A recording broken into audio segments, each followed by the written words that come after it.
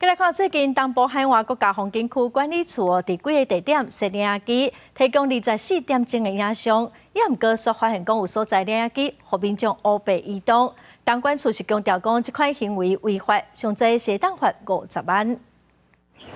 南南的大海，山顶步道甲亮灯啊，这是花莲丰滨乡基奇步道大石片山的及时影像，利用网络24点钟传送瞬时变化互大家欣赏。也毋过，二次竟然有游客当镜头来翕家己的一群朋友，将公家摄影器材当作家己的器材来使用。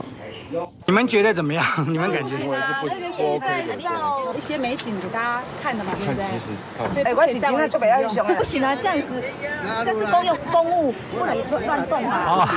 查某人行为引起民众不满，过事后也无将摄影机的镜头调整当原位，及时影像也多好记录到伊违法行为，因为摄影机分台有慢速等的莫大毁损会依法求偿。那如果说真的造成损坏的话，依照我们的《发展观光条例》第62条，其实是可以处这个50万以下的一个罚款，而且可以如果说有损坏，可以请他恢复原状，然后或者是要照价赔偿。